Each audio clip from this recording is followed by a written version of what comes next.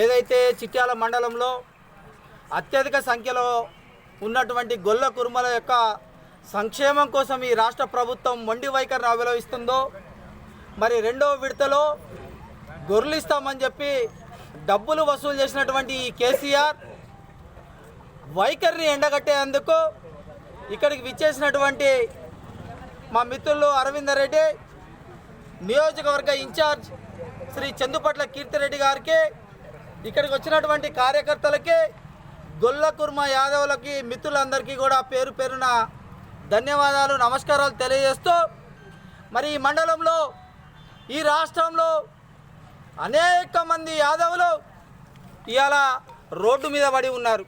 నువ్వు గొర్రెలు ఇవ్వకపోతే సన్నాసి వాళ్ళ దగ్గర డబ్బులు గుంజుతీవి, నీకు సిగ్గుందా అని అడుగుతా ఉన్నా.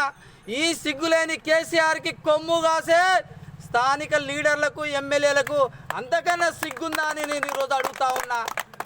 మరి ఇలా యాదవులందరూ, కుర్మలందరూ ఇలా భారతీయ జనతా పార్టీ వైపు మీరు ఆలోచించాలా. ఇలా మీ వైపు ఉద్యమం చేస్తూ ఉన్నది. ఏ రోజు ఓట్ల రాజకీయం చేయని భారతీయ జనతా పార్టీ, ఏ రోజు ఓటు మీద మీ ఓటు ద్వారా గద్దెనెక్కని భారతీయ జనతా పార్టీ ఈరోజు రోడ్డు మీదకి వచ్చి మీకోసం పోరాటం చేస్తూ ఉందంటే మా ఆలోచన విధానం ఏందో మీరు అర్థం చేసుకోవాలని ఈరోజు గొల్ల కుర్మ యాదవులు నేను పిలుపునిస్తూ ఉన్నా. ఆలోచించమని చెప్తా ఉన్నా. ఒక్కసారి మీరు ఆలోచించండి. ఈ రాష్ట్రంలో జరుగుతున్న దుర్మార్గమైన పాలన వ్యతిరేకంగా మీరు కనుక స్పందిస్తే 6 నెలల్లో ఈ కేసీఆర్ని గద్దె దించవచ్చు అని చెప్పి, మీకు ఆ శక్తి ఉన్నదని చెప్పి ఈరోజు మిమ్మల్ని గుర్తు చేస్తూ ఉన్నా.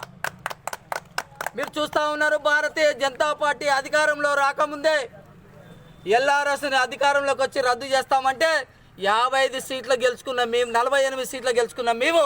ఇలా ఎల్ఆర్ఎస్ని రద్దు చేయించినాం.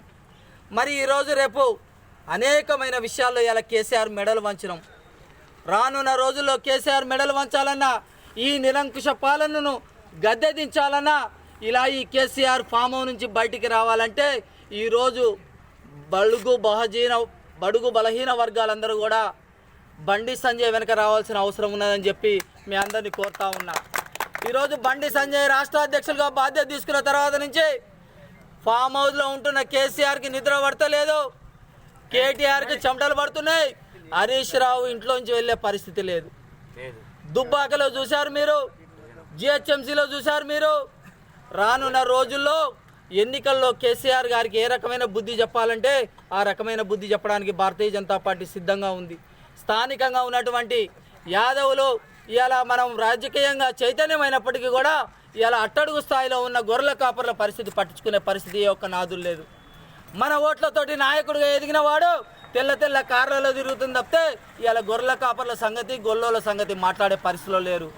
ఇలాంటి వాళ్ళ గురించి మీరందరూ కూడా ఆలోచించి భారతీయ జనతా పార్టీ వైపు రావాలని చెప్పి, ఈ కేసీఆర్ మెడల్ వంచడానికి మీరందరూ మాతో కలిసి ఉంటారని చెప్పి కోరుకుంటూ, జై భారత్, జై హింద్.